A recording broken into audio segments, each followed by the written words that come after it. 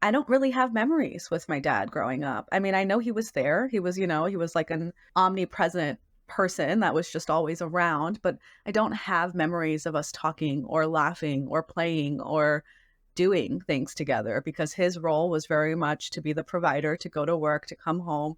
And it was all in the name of doing that, which is I'm very grateful for, but our relationship was impacted by that. And I know that was survival and that was him trying to do the best and provide security and stability to his kids and me. But as I grew up and as I got into my 20s, I was like, I really don't know my dad. And so there came a point where, I was having conversation with my mom and my dad was going through his own transition in life. And I said, I'm going to just take a trip with him and see if he wants to hang out one-on-one. And I was terrified because I had no idea what we were going to talk about. We've only spent a meal alone together, and now we were going to spend days together. There is no hood like parenthood. Hi, I'm Kanika Chadda Gupta. I'm a former CNN journalist, mom of 3, including twins, and host of That's Total Mom Sense, the podcast. Now, if I had $1 every time I heard, gee, you have your hands full.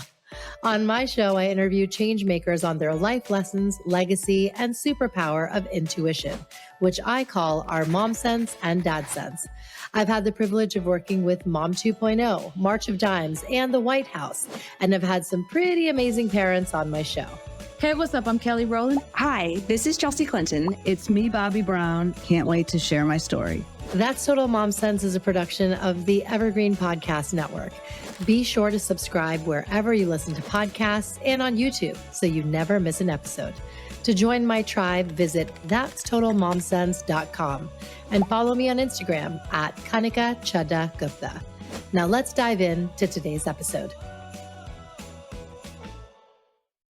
According to the National Institute of Mental Health, in any given year, about 20% of U.S. adults experience a mental illness. And this is substantial in immigrant communities due to the stress of acculturation, trauma from leaving their home countries, language barriers, social support, and access to care. As an immigrant myself, my parents moved from India to the suburbs of DC when I was just 2 years old. So straddling 2 cultures really hits home for me. Today, I have the sheer joy of speaking to someone who is not only a thought leader in this field, she's been like a little sister to me. Her name is Sahaj Kaur Kohli. She's a therapist, journalist, advice columnist for the Washington Post, and published author of But What Will People Say with Penguin Life. Sahaj is the founder of Brown Girl Therapy, the first and largest mental health and wellness community organization for children of immigrants. Sahaj, welcome to That's Total Mom Sense. Thank you for having me. I'm so excited to be in conversation with you. I have to let the audience know how we met. It was through your sister, Chandni. She's one of my dearest, best friends. We met when we were 20, and that was half our lives ago. We both have younger sisters, so you're very much like Monu to me. And Chand and I just kind of evolved through life together. We met our husbands at the same time. We got married a week apart. I was a bridesmaid in her wedding. And I have to say, I still remember bawling during your speech and your slideshow that you made. And like, even seeing you now, it's like your laugh is the exact same. You look more and more like Malanti. Like, it's just, I'm getting all the feels being with you. I know, we've known each other. You've seen me through it all, so. Great. It's great. And I couldn't be more proud. I love that you are a beacon of hope for our community and, just immigrants at large. And I just am so grateful to you for creating this space. Thank you. I mean, I needed it, so that's why I created it. Yes. For those of you who don't know you personally, like, what are some core memories that just kind of bubble up for you? I mean, I'm the first in my family to be born in the West. So for me, my entire childhood was navigating diametrically opposing values and norms and expectations of those in my household, in an Indian household, and then outside of the house, socialized in an American household. And so I just have all of my core memories from growing up were not feeling enough, either not American enough, not Indian enough, feeling really pulled between expectations and values between my friends and my parents. And, I think there was a lot of conflict between me and my parents growing up because we just had cultural and generational differences that I now know, I didn't have the language back then, but I now know is something that's really common for children of immigrants and their parents. Yes, 100%. Growing up, you have stayed true to the values of Sikhi, Simran Sangat Satsang. It's so much more than just wearing a suit and speaking Punjabi. And I want you to go there. Yeah, I mean, I've had my own journey with religion and my religious identity and my faith, but through all of it, what's been true is service to others, community, goodness, all of these things that my parents really instilled in me that are all rooted in Sikhi. And so taking those values and really incorporating them and integrating them into my life has been really important. And that's a part of the work I do with Brown Girl Therapy, accessibility, service to others, all of these things. And so even though I might be on this like roller coaster ride with my own relationship with Sikhi, the values will always be constant for me. Yes. And I think that's something that many Gen Zers can relate to. We have to take the good from, our roots and implement them in the ways that are most authentic to us. So you've done that. Yeah. You begin your book with how your dad and you took a trip to Maine, a father and daughter trip, which I think is amazing and the most unheard of thing ever coming from a South Asian household. And, you open with how you had to create this time to get to know your dad because we don't know our papas somehow. We haven't really found out, many of us, and I can speak for myself, haven't found out about their lives before us until you really, really probe about, what it was like being the children of parents who had to leave their homes due to partition and all of that. And a lot of them are just memories that they've suppressed over time. So you took this trip and I feel like it's just an awakening of perspective. What incited you to do that? I don't really have memories with my dad growing up. I mean, I know he was there. He was, he was like an omnipresent person that was just always around, but I don't have memories of us talking or laughing or playing or doing things together because his role was very much to be the provider, to go to work, to come home. And it was all in the name of doing that, which is I'm very grateful for, but our relationship was impacted by that. And I know that was survival and that was him trying to do the best and provide security and stability to his kids and me. But as I grew up and as I got into my 20s, I was like, I really don't know my dad. And so there came a point where, I was having conversation with my mom and my dad was going through his own transition in life. And I said, I'm going to just take a trip with him and see if he wants to hang out one-on-one. And I was terrified because I had no idea what we were going to talk about. We've only spent a meal alone together, and now we were going to spend days together. And it was really eye-opening for me because I've realized that I've always been scared of my dad being silent or his sense of stoicism or how he's always thinking and doesn't really talk all that much. And I've always taken it as like he's judging me or he's not approving of what I'm doing or he isn't listening. And instead, what I've realized through the trip with him is that that's just how his brain works. He's so used to living his life, having to make decisions on his own and being responsible for other people, whether it's his family back home, it's his family here in America. And so he is stoic. He is forward thinking. He is action oriented. He is solution oriented. And that doesn't mean he doesn't love me. It just is a different personality and characteristics that he's had to learn. So taking time to spend time with him, I really got to learn more about him and probe him, right? And so many immigrant families, if you were to ask your parents a question, they might avoid it. They might say, I don't want to talk about that. They may not give you details. But by spending this intimate, intentional time together, I kind of forced him to talk to me. I was like, I want to know more about you. Who are you? Who were you before I was born? Like, what makes you you? And I learned all of these fun, random memories, things that he enjoyed, movies he'd go to, anecdotes that he remembers of being silly or being rebelling against his parents. And I just feel like when we learn that our parents are people, we can have a different level of compassion and empathy for them. There's something to be said about cultivating a strong bond as a daughter with a father. I really want to galvanize those who are listening to do that. Daughters who have a bond with their dad have, better emotional well-being, educational achievement, social skills, and, can actually reach their career aspirations. A study published in the Journal of Family Psychology found that girls who have positive relationships with their dads have higher self-esteem, lower rates of depression, have better social skills, and healthier relationships with men in their lives. I wanted to ask you, how can fathers, even at this stage in life, if they have adult daughters, and then especially those in my demo who are raising young girls, how can they cultivate, those connections with their girls?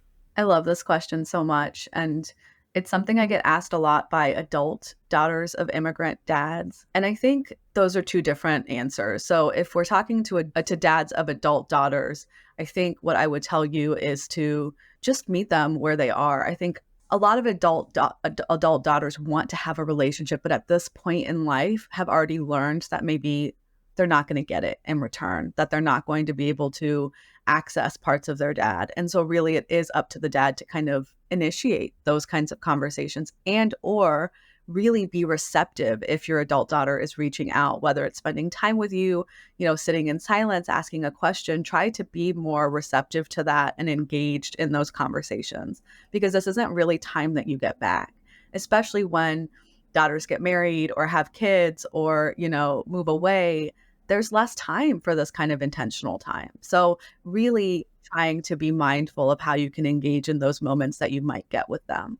And if you're a dad to a young child and you are looking to maybe build a better relationship with your daughter, I really think teaching, being curious and teaching self-reliance is really important, right? For heteronormative relationships, it's really important for dads to model behavior and an attachment that they would want their daughter to find in a future partner. And that's where we learn about attachment, is through our relationship with our parents. And so it's really important to kind of be mindful and do that work yourself to be able to model and have that kind of relationship with your daughter, because they are learning that from you.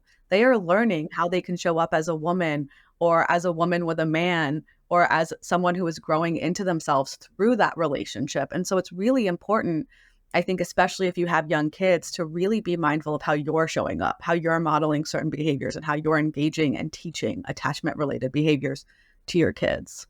So when I read your book, immediately from the title, thought of the translation, "Log kya kahenge."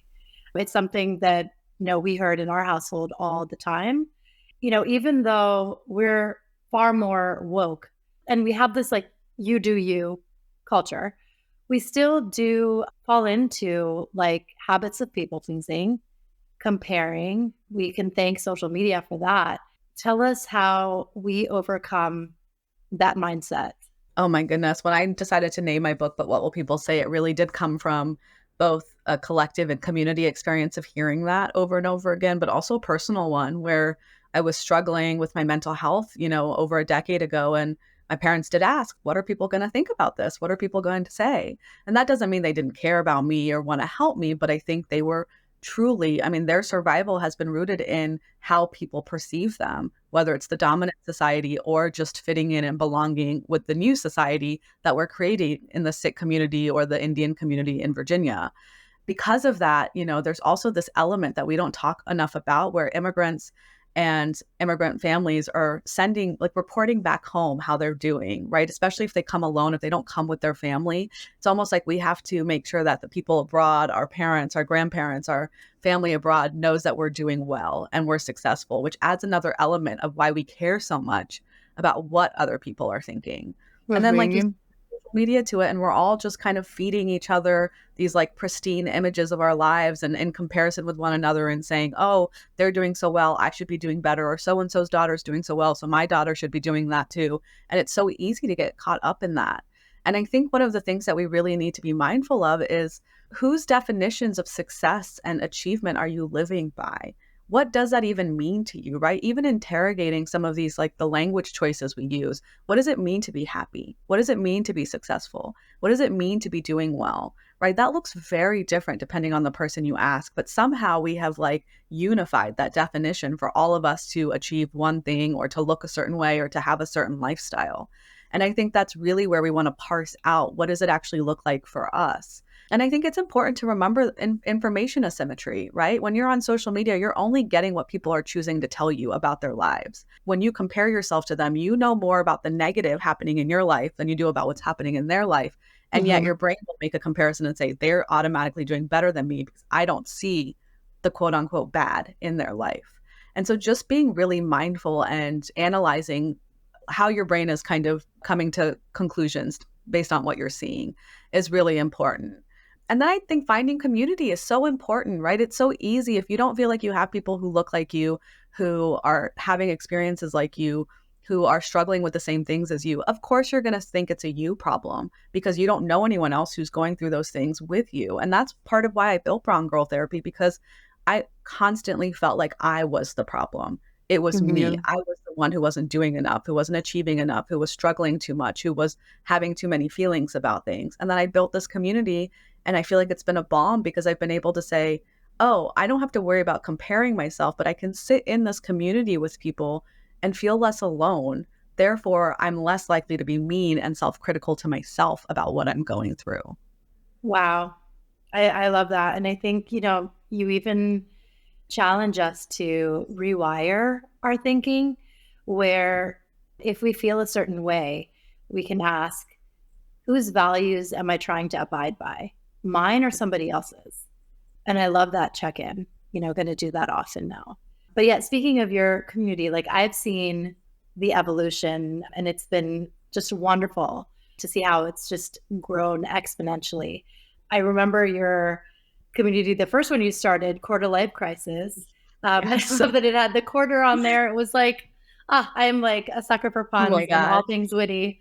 And when you were at HuffPo, like I just have seen you grown up, and it's amazing how you've always been this community builder. And you did it then, and then with Brown Girl, you've created this safe space for everyone, for this entire collective. So tell us about how the trajectory happened and how it's kind of morphed into something even greater over time. Yeah, it is really. I mean, when I talk to people like you who've seen me through it all, it's wild. I mean, so many people only know me for what I've built in Brown Girl Therapy, but they didn't see all the before. And it doesn't happen in a linear way, right? Getting to where our passion is, where our purpose is, doesn't happen right away. It doesn't happen fast. It doesn't happen in order. It just happens when it's supposed to happen. And that's how my life turned out. I mean, I struggled in college. I had always struggled with my mental health in some capacity. The short story of it is I ended up getting physical and emotional distance from my family, from my hometown, in order to kind of figure out who I wanted to be, who I was, without being told who I needed to be and what I needed to do. And I think that space really helped me build a buffer around myself and be able to really lean into what are my values, what is important to me, what is the work I want to do, where do I feel my most passionate. And I was able to get therapy because of that physical and emotional space. And so that was really life changing for me.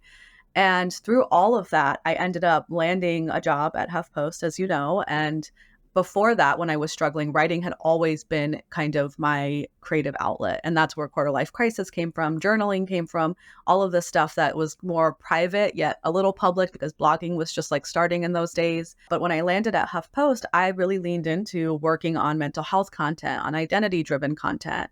And I built a whole career out of that. And through that process, I was still in therapy. I was still really passionate about mental health. And when I decided to go back to school at 30 and leave journalism and become a therapist, I was like going through my own professional and personal identity crises. I was marrying a white American man, first in my family to marry outside of race, religion, and culture. I had just, gone to 4 years of therapy. I was leaving careers, even though I was really successful in my first career. And so I was kind of like, oh my gosh, what am I doing? Why am I making these choices? Am I choosing not to be Indian because I'm marrying an American white guy? Am I making a mistake by leaving this career? And I was having all of these questions and kind of existential identity struggles. And that's where Brown Girl Therapy came from. I was like, there's no way I can possibly be the only one who struggles between these like expectations and norms and values I'm kind of straddling between. And as soon as I started building it, I have a journal entry where I was like, oh, I would love to just have 300 followers by the time I graduate grad school. And I graduated with over 200,000 followers because it just blew up. I just realized that I was building something that did not exist. I was smart about it. I did market research and I was like, look, I don't want to regurgitate all of the amazing things that are already on the internet, but I also know that there's a community that I am desperately seeking that does not exist yet. I just started building it, and it really wasn't, there was no method to my madness. I was just like using my personal story to connect with other people, and it just one thing led to another. And here I am, where it's my whole career, and I'm a therapist, and I'm, building this community, and I have a book coming out on this community and the work I've done. And it's really remarkable. It's really, really remarkable. It really is. It's a full circle moment. And you were always meant to do this work. If you want to talk about dharma, this is your dharma. You were doing it already. So for second generation immigrants, there's kind of like 4 categories, if you will, that we can kind of put ourselves in. There's aligned and dutiful, resentful and dutiful, redeeming and fulfilling, and separate and fulfilling. If you can explain what that means and how we can kind of classify ourselves, because I know which one I am. Yeah. So this is something I theorized myself, having written my book and having tried and doing hours and hours and hours of research. There isn't a lot of research on the very precise experiences that we have as children of immigrants, as immigrants. And so I took what I could, and then for the rest of it, I just did a lot of interviews, polls, conversations, and started theorizing things for myself, because I was like, this needs to exist. And I know that this is happening, but there isn't literature around it. And so for these 4 narratives that I've been witnessing in the community, it's really about doing what's expected of us, sometimes, not always, at the expense. So doing what we want, sometimes at the expense of what our family expects of us, and sometimes doing what's expected of us at the expense of what we want. And that's kind of where these 4 fall into. And the outcomes can look different, and people can kind of move through them. I know I haven't always been on one path, but the aligned and dutiful narrative is really about doing what is expected of you, but it also aligns with what you want out of your life. And the resentful and dutiful narrative is about doing what's expected of you, but it doesn't align with what you want. And so that leaves you kind of feeling a more fractured sense of self, because you're not actually pursuing the thing you want. And then we have the redeeming and fulfilling narrative. And this one is about doing the thing you want, and maybe not at first, but your parents and your family get on board with it. And there's kind of it's integrated really well into your family dynamics, but also into what you want and how you want to live your life. And then we have the separate and fulfilling narrative, which is doing the thing you want or making choices based off of what is good for you. And sometimes that causes you to separate from your family because they're not getting on board with that. Some people move through these, and some of these have more drastic measures, like the last one might actually lead to estrangement between family members. Or some people are in the separate and fulfilling narrative, and then all of a sudden get into the redeeming and fulfilling narrative because their parents get on board or a family member gets on board. Or if you decide to choose something that is expected of you and it's not necessarily what you want right away, you might learn to love doing that thing or choosing that partner or choosing that career. And so you can move through these, but I find that most of us at any point in our life land on one of these narratives that we are living out right now. And then this brings me to, how you touched on the model minority myth. There was an interview that you were moderating with Prachi Gupta, who wrote They Called Us Exceptional. And you were brilliant. So is her book and her story, how she articulated it. But you asked all the right questions. And I feel like there are so many children of immigrants who are in that resentful and dutiful category. And, it leads to depression. It leads to feeling othered and unseen. And the fact that you've created this space, and even Prachi sharing her own experience with her brother, you're saving lives. There's so many people that feel like they have no way out. Their path is charted for them. And, it can lead to suicide or estrangement or what have you. And you're saving lives because you're making people feel seen. All of us are beneficiaries in the fact that you've created a community for people who need this. Yeah. I mean, again, I needed this. I struggled and I felt so alone and isolated, and I know what it's like to be there. I never want to come to my work from a perspective of like, I'm an expert because I just have done this research. I want to be an expert because I've lived through it with people, because I am a community member, because I am a part of this struggle as well, because I'm also learning and growing at the same time as everyone else is. And I think a lot of us in these narratives get stuck and we just feel like, okay, this is the narrative I'm living and there's nothing I can do about it. When in Right. reality, I hope my book provides those tools and those tips and those skills to find that agency you have, even if it's micro ways. We all have agency to kind of make those micro changes or make decisions for ourselves and to think of things from a new perspective to be able to live maybe a fuller, more authentic, healthier life. I mean, I can already see remnants of it with my kids. I have an overachiever, and like, what can I do to keep him feeling encouraged and have fun rather than like, oh man, I messed up, or like, we didn't win this game, or, kids are really, really hard on themselves.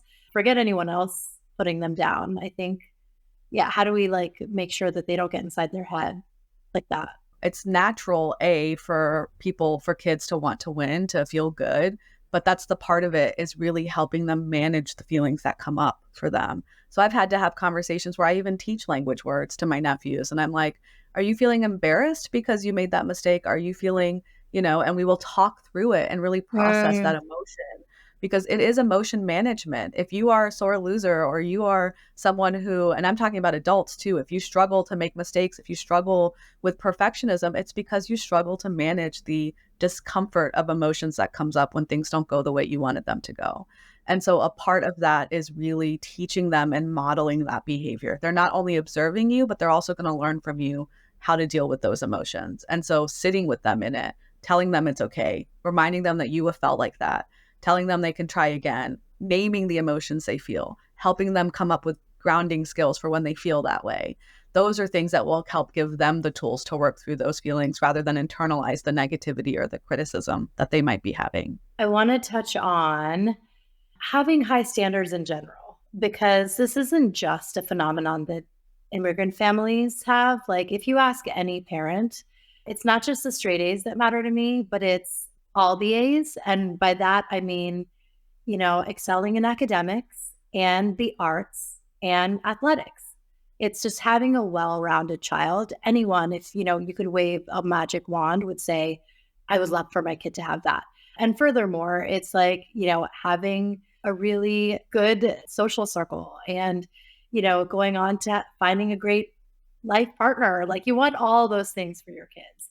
It's often the parent is projecting something that they might want that they didn't have, or they're not getting, or that they think is a reflection of them as a parent if their kid doesn't do it or get it or excel at something. And so really it's separating those two things. Like, yes, your kid is a part of you and will always be your child and you will always want the best for them.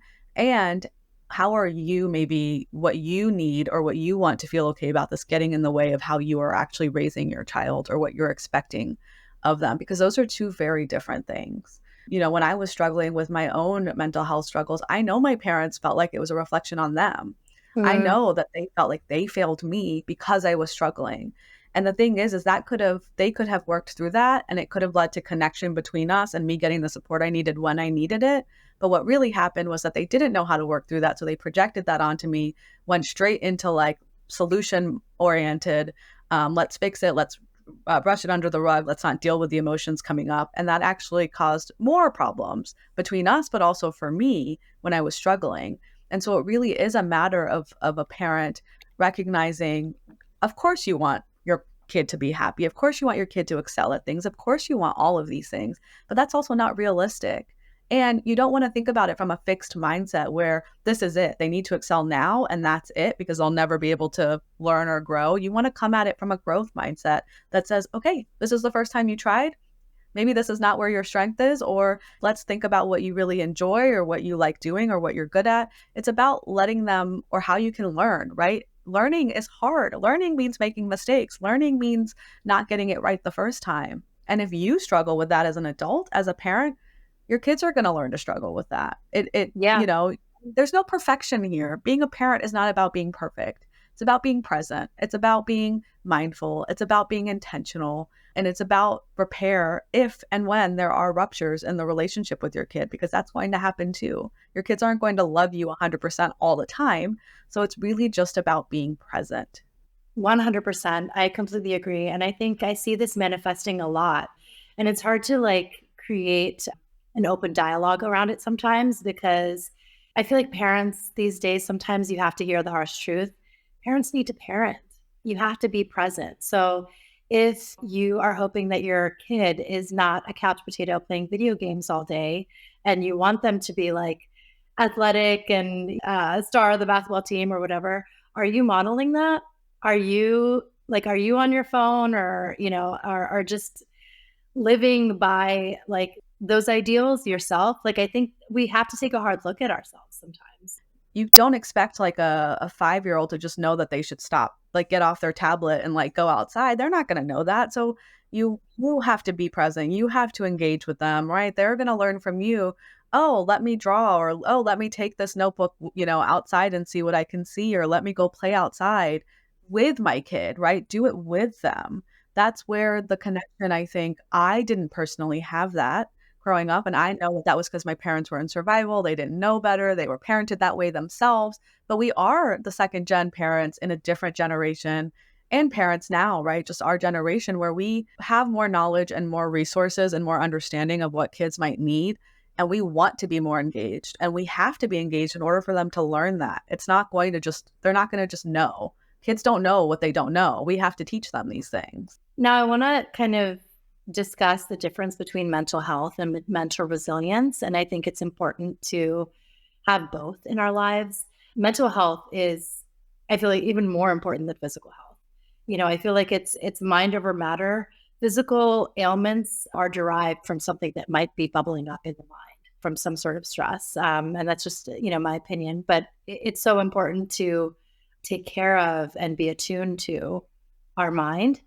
But resilience is a little different. And I learned about this first when I was reading Dr. Daniel Amen's book. It's called Raising Mentally Strong Kids.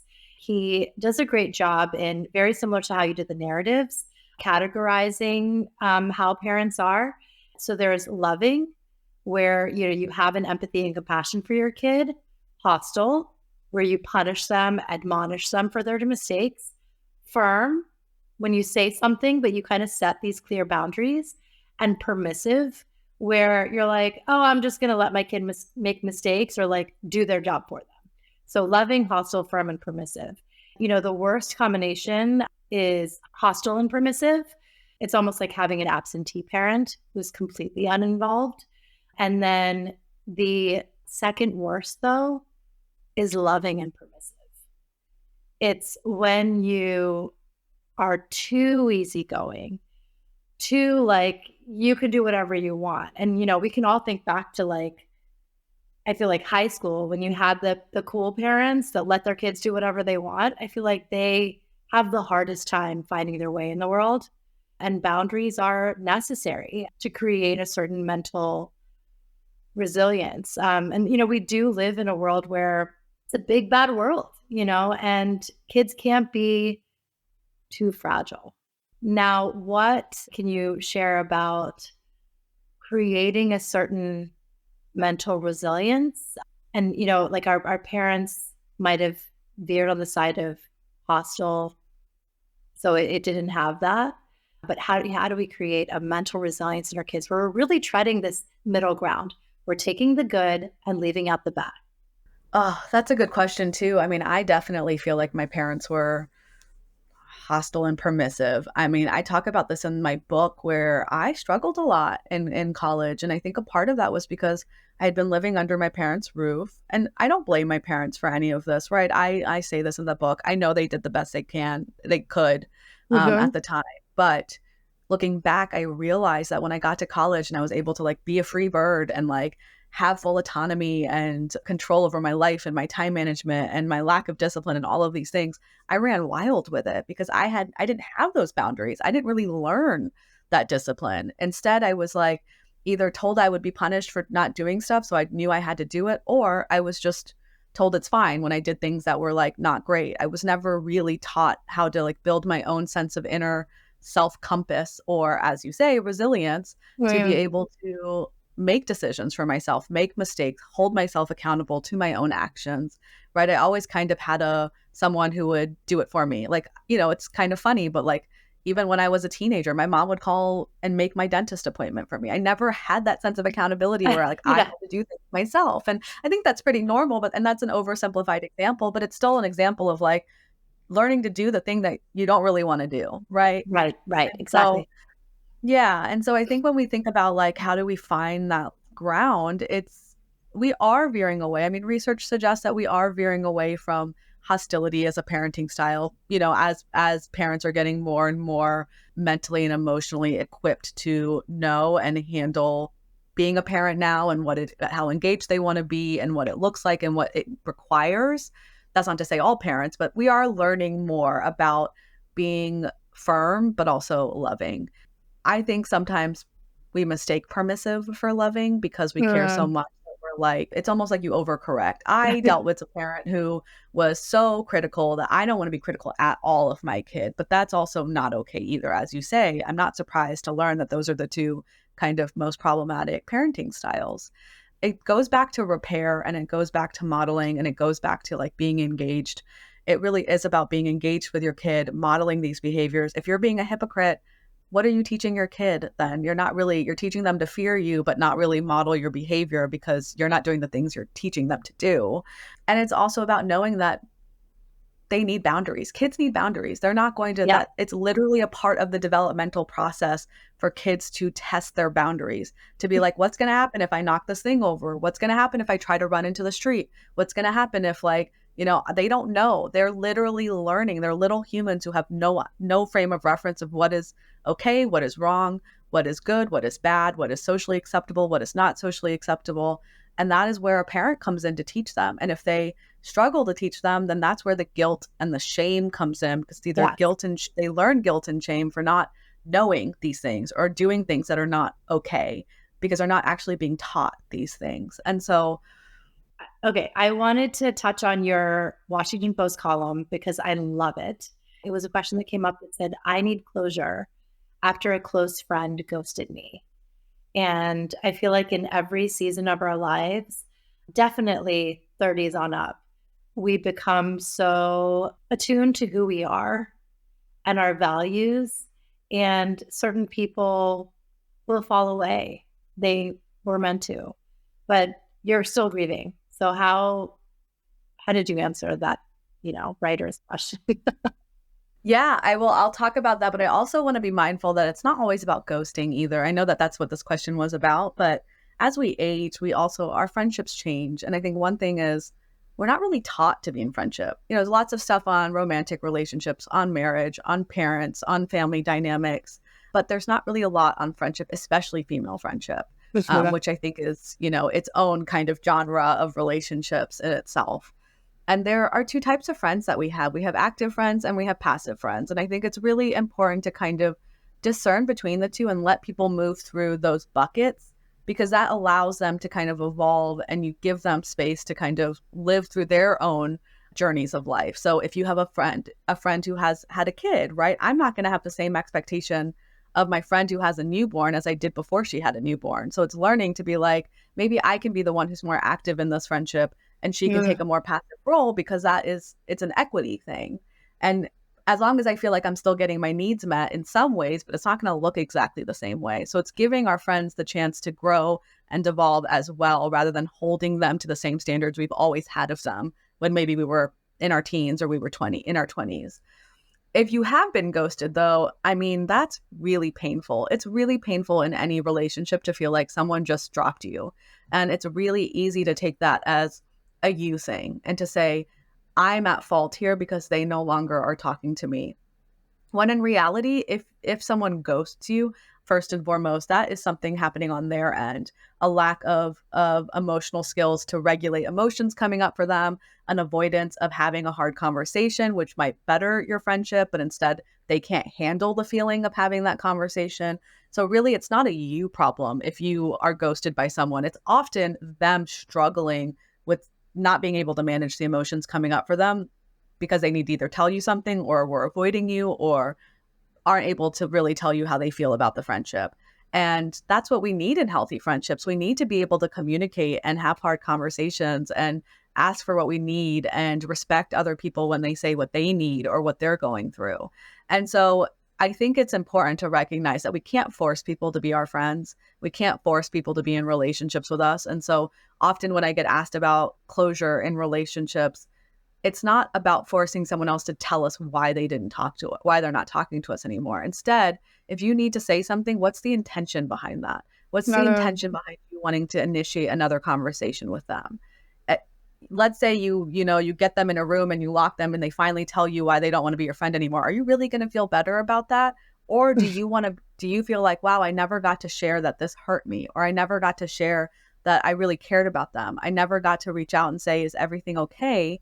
I really miss you, without holding the action to the intention, if that makes sense. So like the Right. intention can be sharing what you need to say, but don't hold it to, I need to say this because I need them to do this in return. Because Right. that's going to leave you feeling probably still really hurt. And Mhm. so I think that you can reach out, but just be really mindful of why you reach out. And then I think, as I said, the one thing that really happens is a sense of self-doubt. It's really easy to feel like it's you, but it takes two people to be in a relationship. I work as a couples therapist now. I work with individuals who have friendship struggles. And one of the biggest things is that, what is your role in the relationship? What are patterns in the relationship that maybe you ignored? And what is the other person's role in the relationship? And I think Mm. we have to interrogate all three of those things. What are things that you have been overlooking in how this relationship has been functioning? What has been your role in enabling the way that it's been functioning, even if you don't like it, or enabling a certain dynamic? And what has been the other person's responsibility that they're not taking? And those are the three pieces of how a relationship even works. And so Yes. really, really taking time to interrogate that and holding up a mirror, not only to them, but to yourself, is really important. Because if you've been ghosted by someone, oftentimes it's not, something led up to it. It's not always Yes. out of the blue. And so really being honest with yourself about, was I just hoping that it would never come to this? And is this just an easy out for me to then be upset with them without holding myself accountable to something? Has there been a pattern here that I've been ignoring? And being honest with yourself about things like that. So you shared in the book this really beautiful quote, we are the sum of the stories we've been told, that we tell ourselves, and what we've lived through. But you encourage us to pick up the pen and write our own story. And you have a really excellent exercise on self-compassion that you included. So like, can you help us do that? Like, how do we write our own story and make sure we have a really deep connection to self? So there's exercise in chapter 1 about like owning your story and really reflecting on the chapters that you've been living through. And then there's another exercise in the book on self-compassion. Is there one or the other that you? I mean, I like both. Yeah, I love that you said that you can even just treat each chapter as like, this is 5 to 10 years, title it, and it's amazing. It's like you're helping us write our own memoirs. Yeah, yeah. So I think I practice as a narrative therapist. And so what that means is like my perspective as a therapist when I'm doing work with my clients is about the stories, about our stories. And these are stories that have been written for us. These are stories that we've been told either by dominant, macro system in the systems that we live in. It might be in a cultural system. It might be in our family dynamics. And we are kind of the sum of all of these stories. And oftentimes we don't really interrogate where these stories come from. And that's what I learned the hard way, was that I was trying to stay in a story on a path that was written for me that actually wasn't my story. That wasn't the story I wanted to own or really like be in the driver's seat behind. And so in those exercises, I encourage people to think about your past and think about, if you had to bulk some of the years of your past into chapters, what would you call these chapters? And I do this work with my clients who feel like they're in a transition. Well, what's the name of the chapter that you're leaving and what's the name of the chapter you're going into? How would you title it? What are the main characters in these chapters? And these can be people, these can be parts of your life, these can be work, it can be anything. But I often ask people, who are the main characters in your life right now? And it really kind of puts into perspective of like, what are you living? Who are you living with? What are you living for? And how are you writing the story yourself? And when you look back, it can help you kind of keep in mind or reflect on maybe the stories that you've lived that weren't maybe right for you, that were written for you, that you didn't necessarily want to own. And when you think about your present and you think about the chapter you're in right now, it helps you kind of unpack your agency, where you have control of where you can take the story. And I also encourage people to think about their future story, right? Think about you in 5 years or 10 years. What is she like? What kind of characteristics does she have? What is her life filled with? What are lessons that she's learned? What is this aspirational story that you have for yourself? How can you get there? How can you get there now in the story you're in right now? What are things you can do right now? And I think, and when we think about it in stories, we can think about it in chapters, and it makes it feel less burdensome and less hard and less difficult, because we're always moving through chapters, right? Your chapter can be a page, your chapter can be, it can be 3 months, it can be 10 years. You get to kind of decide, all right, I'm ready for a new chapter. I have agency to make a change, to change my mind, to go back, to revisit something, to do something differently. And I think that's what this exercise is all about in the book. Is it's really highlighting where you have that agency and how you can discern between what it is that you want to do and how you can write the story yourself, or if you've been giving that pen to someone else. And what was this writing process like for you? Because, oh my goodness, it's you left your heart and soul on those pages. And I'm terrified of this book coming out. oh my gosh, I can see that. I wrote very vulnerably. I wrote very, very vulnerably. It was hard. I mean, I think what I've said to a lot of people is that if this book never got read, which I hope it does, but if it never got read, even the process of writing it was so healing for me. I learned, just the process of interrogating your past stories and interrogating past experiences and revisiting versions of yourself that maybe no longer exist is so healing and liberating and difficult and painful in so many ways.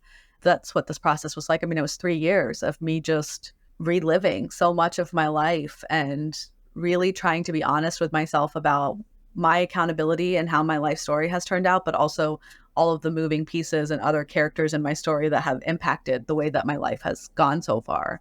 But yeah, it's hard. I mean, you've read it. It's a very vulnerable book. It's a very honest book. It's a very radical book. Nothing like it exists. And so, yeah, I'm scared and I'm excited. I'm just so proud. I think, you manifested this. You've always wanted to be a published author, and you are now, and you're just galvanizing an entire community and people to feel seen. I have to share this because this one paragraph really got me tearing up. It was when you acknowledged your nieces and nephews. So you wrote, "To my little ones, Ravar, Azad, Izet, Ronak, and Nanki." And now you have 2 more, Sam's. Yeah.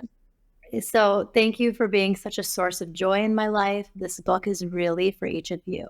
I hope you never feel alone in your journeys. And I hope you know that Sahaj Bua or Masi will always have a soft place for you to land if and when you need it. You are also wildly curious and brave, and your mere existence has allowed me to heal parts of my own inner child. I'm so grateful to your parents for bringing you into my life, and I cherish each of you always and forever. I'm like choking up reading it right now. I think that's so beautiful. Like, you're helping so many parents, cultivating bonds that are multi-generational.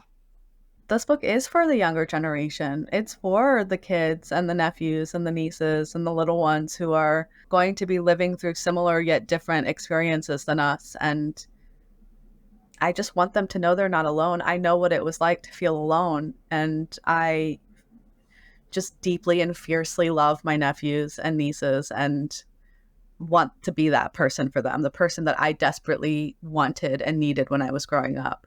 A soft place to land, but also just someone who can just be, right? Like, my oldest nephew calls me on his own and he'll ask for my advice, or he'll tell me things before he tells his parents. And I want him to know that he has that. Sometimes our parents are not the first person we can go to because we're scared or because we want them to be proud of us. And so having other parental figures is so important. It's so important to have a community, a village, other people we trust, to also be role models for our kids, to be confidants for our kids. And I want to be that person, right? I don't have my own kids right now. I want to be that person. You are. You definitely are. And now, where can we find you and support you and buy your books? So you can buy my book anywhere you like to buy books. Go to your local library and you can request it there. If it's not at your local bookstore, ask them to put it in stock, please. It helps authors. You can find me on Brown Girl Therapy at Brown Girl Therapy on Instagram. And you can go to my website, sahajkaurkohli.com, and you can see all of the events I'm doing for the book. Also, a lot of community and free resources there for mental health, for finding a therapist, for wellness, and all of the work that I do. So those are kind of the places you can find my work. Amazing. I can't wait to celebrate with you, and your family is going to be in town. Chandani's coming from London. I'm just so happy to be partaking in this joy in your life, and, congratulations. Thank you. Thanks for listening to today's episode. I hope you got some great takeaways from our conversation. Join my community by logging on to that'stotalmomsense.com. If you haven't already, please subscribe to That's Total Mom Sense, the podcast, wherever you listen, and be sure to rate and review. On socials, my handle is at Kanika Chadda Gupta on Instagram, Threads, TikTok, and X. You can also find me on LinkedIn. My episode videos are on YouTube and YouTube podcasts with highlights on YouTube Shorts. Write to me at that'stotalmomsense@gmail.com. My team and I read all your pitches and feedback and are so glad to be in touch.